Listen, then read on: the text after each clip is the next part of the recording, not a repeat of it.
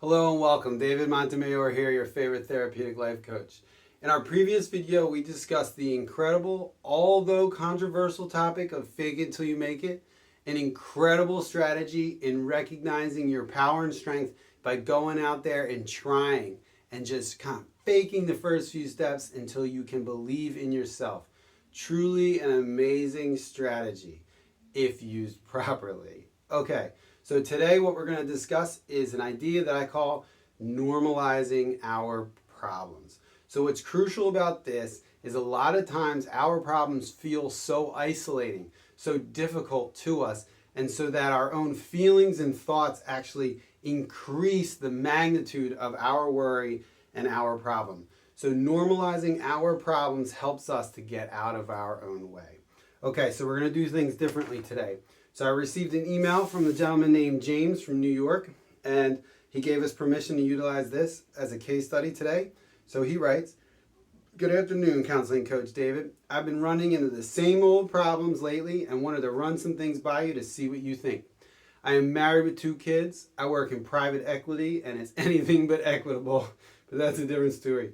Growing up, I saw my dad work in finance. We had a good life, and I was told if I go to college, get a degree in finance or business, get a high-paying job, get married, buy a house, have a family, I'd be happy." So this is something I hear so often. It's really mind-blowing, okay? So first of all, let me just quickly say, this is normal. You were a young person. Your father was successful. You decided, hey, I want to be successful. So you did what he told you to do and what you thought you were supposed to do.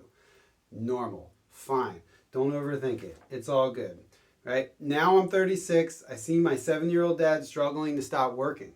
He can't seem to retire. Instead of looking forward to retirement, it appears to completely scare him, and he is not admitting it. He's holding it all in. So this is incredibly normal, sad, but very normal, and we need to recognize that this is the reason we are all seeking purpose and meaning. We are seeing older generations, and let's just be clear, you can change your life at any time. We are not saying you can't, but we are also saying that we see these older generations who are toiling through these things that are considered norms, and we see through them, okay? Why do we see through them? Because life changes. It's 2024 currently. Things are changing and evolving all the time, okay? We need to live life for ourselves. We can't allow people to tell us how to live, even me, okay? So here it goes. I look at my life and wonder if it's going in the same direction. Not only is this, normal, but yeah, this is basically what we were just saying. You are seeing this pattern, you're recognizing this problem, and this, if you saw my video on awareness, is the first step towards mental well-being. So you, sir, have already taken the first step, right?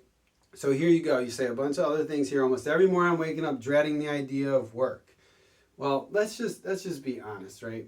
So you're 36, you don't like your job. Great. Now it's time to move on. What do? That's a different question, and that's a different answer, which we will get to. But I want to encourage you to recognize that, people like Charles Darwin, let's say, he did not write The Origin of Species until he was 50 years old, okay? So who else? Henry Ford. He created the Model T when he was 45, okay? Samuel L. Jackson did not get his breakthrough role until he was 46, and that was after many years of drug addiction, right? Breakthrough can happen at any time, and if you want it, it will occur. So all we need to do with you, James, is help encourage you to want it, to see the change you want, and to create the intentional steps to carry it out. You continue, "When I get home, I'm too tired to even care about taking care of myself. I sit and watch Netflix and mindless shows, scroll TikTok. I'm impatient with my kids and wife. I don't know what to do. I'm playing these mindless games at night and I can't sleep," right? So what are we talking about here? We're talking about symptoms of the problem. That's not the problem, okay? The problem is you are not feeling satisfied with your job. So just change the subject a tiny bit, right? We see individuals with drug addiction, sex addiction, gambling addictions. What is that's symptoms. What is their problem? Their problem is a dissatisfaction with the life that they live and the feelings they have, and they cover them up by doing things like playing mindless games. or drugs. I'm sorry to say, but they are definitely connected, okay? And then you continue by saying, what should I do? So James, we're hitting you with a couple things. There's obviously a lot more you could do after this step, but we are starting this step by recognizing the normality, normal aspects of your problem, because I think it's really one, and that is your job. Your job is not aligning with the life that you want to live.